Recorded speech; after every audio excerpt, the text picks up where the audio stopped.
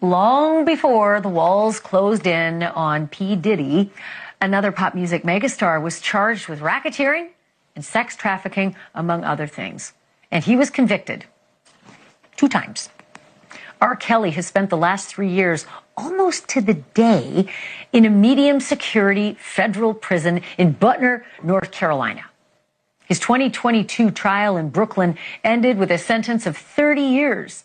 His 2023 trial in Chicago got him 20 years as well. And they're supposed to run mostly at the same time. But now R.Kelly wants out. And he says his life depends on it. He says that every minute he spends locked up at Butner, he is in danger. And why? The way his lawyers tell it, prison officials want R.Kelly dead. You heard me. The government, they say, has put a target on the singer in prison. And what's more, Kelly's lawyers say the Bureau of Prisons conspired with one of his fellow inmates, a member of the Aryan Brotherhood, to murder him. I'm joined now by Beau Brindley, attorney for R.Kelly. Mr. Brindley, I'm so glad to have you on the show. Thanks so much for being a guest. I mean, what I just read, what I just said, it just all sounds very fantastical. Do you have proof? Well, the answer is we do have proof, and we appreciate the opportunity to be able to come on and talk about it.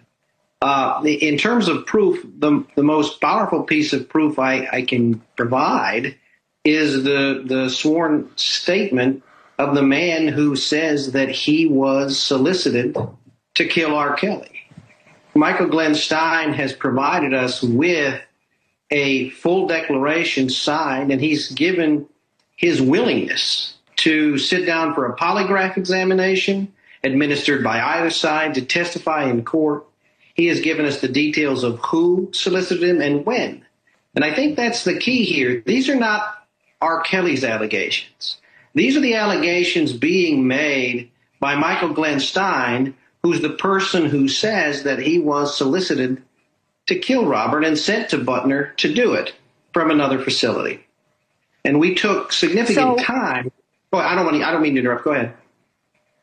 No, that's okay. I'm trying to put a lot of the pieces of the puzzle together as you're answering. And I'm just confused if this inmate allegedly said that the Bureau of Prisons sought him out to murder a fellow inmate.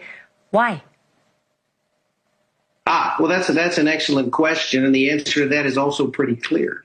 Mr. Stein, in his declaration, has set forth the reason that was given. The reason is that Mr. Kelly was about to expose some facts that would be extremely inflammatory and damaging to the Bureau of Prisons and the Department of Justice.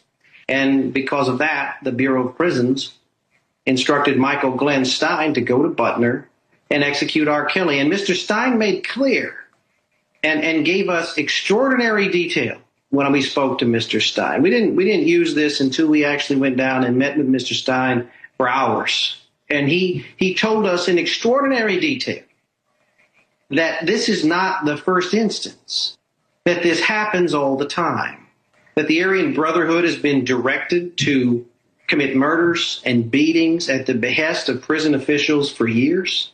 People have been killed who pose problems for officers, for lawsuits.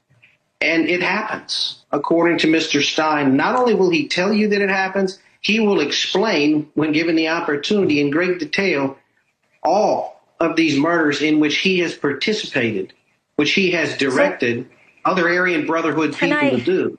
This being the most recent. Can I ask you to just, like murder's a big deal, right? I think we can all agree on that. And putting a target on someone's head, kind of a last resort. What kind of information are we talking about that allegedly R. Kelly is in possession of that would be unflattering to the government at a level that would, suggest that a hit was put on his head? Well, let me say it this way. It's not allegedly having evidence. We do have evidence. And one piece of evidence we've already presented in the form of a signed declaration from Keyshawn Mogadamudi, Robert's former cellmate. And what he describes is having been solicited by prosecutors who are offering him a reduced sentence in exchange for stealing Mr. Kelly's privileged attorney-client correspondence, funneling it through an identified Bureau of Prisons officer, a corrupt officer, and then that was provided to the U.S. Attorney's Office. This man has made a statement, and both he and Mr. Stein are making statements that are absolutely not in their own personal interest, and yet they've done it anyway. And so we do have that evidence, and what that evidence means is we're talking about prosecutors and Bureau of Prison guards, not just guards, but officials, people that are officers. We're talking about these people committing crimes. The theft of Mr. Kelly's mail was a crime, and it was a violation of his constitutional rights. On top of that, there's another prison guard against which a lawsuit is pending, Tawana Ingram, who also stole other attorney-client correspondence. Let me jump in here, because I've been around the block as you have as well. And if I had a dime for the number of inmates who lied under oath, on the stand, you name it, I'd be on a yacht in the Med. However, suggesting that the government thinks that this alleged behavior of a cellmate of R.Kelly's is so egregious that the only remedy is to solicit murder sounds a bit crazy. Again, given it would be their word against an inmate. So you see where I'm coming from, right? That's why it sounds fantastical. And I guess the other question to add to that is that if the threat is over, meaning the man allegedly solicited to kill R. Kelly has come clean and said, I won't do it, I'm going to sing like a canary instead, where's the threat? The threat is the other members of the Aryan Brotherhood, another one of which has been identified, who has been asked to carry out what Mike Stein has been unwilling to do. That's what you have to understand. What we're talking about here is government officials who committed crimes, and people in the Bureau of Prisons that committed crimes. Crimes that the current administration, the current Department of Justice will have no sympathy for, I guarantee. And those people have benefited in going after R. Kelly and making their names and getting their publicity and all of that. And now the truth is they did it through constitutional violations. They did it through crimes. That Tawana Ingram, the Bureau of Prisons officer that stole his correspondence, there was a search warrant, they proved it, and they said they were going to investigate the U.S. Attorney's Office. You know what happened to her?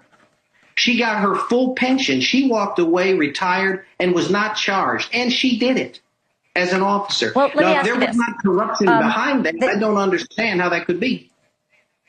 Right, an inmate doesn't have a pension. So what would possibly be the incentive for an inmate to commit a murder in prison at the behest of the government? Like, what benefit? What do they get? It depends on the circumstances. What Mr. Stein says is oftentimes what they get is the ability to traffic narcotics freely throughout the facility. What they get is the ability not to be searched. But in this instance, what Mr. Stein has clearly said he gets is the opportunity to be free. I mean, they have said to Mr. Stein, according to him, they have said that if he is to do this, he is a terminal cancer patient. He's going to die in the near future. That's a fact. And they have said that he will be transferred and he'll get the opportunity to walk away. And Michael Glenn Stein has a history of escaping from the Bureau of Prisons. He escaped previously. That's why he spent so long at the ADX Supermax in Florence. And all of a sudden, he was moved to this relatively low-security facility at Butner and put near R. Kelly. That's a fact. And the other fact is, go ahead. Well, I was just going to say I'm out of time in this segment. However, I would like to keep the conversation going with you. I know you have other, options. You're suggesting that maybe even Donald Trump might consider pardoning R. Kelly, though I'm not sure what's in it for Donald Trump. Could you keep me apprised on your efforts to get him, ankle bracelet release and home detention, and your efforts in seeking a federal pardon? Can you keep us apprised on that? Absolutely. We're going to seek every opportunity to, one, make sure that Robert Kelly doesn't get killed, and number two, to see that he is freed based on what we believe to be and will prove to be a corrupt prosecution, the kind of which President Trump has promised to eradicate. And I believe he's the only person. Two corrupt prosecutions? What? What was your question? Corrupt prosecutions, or were two separate ones? There were two separate ones. Yes, but the evidence being provided so they were both was corrupt? both of them. Okay. Absolutely. Both of them received. Okay, keep me posted.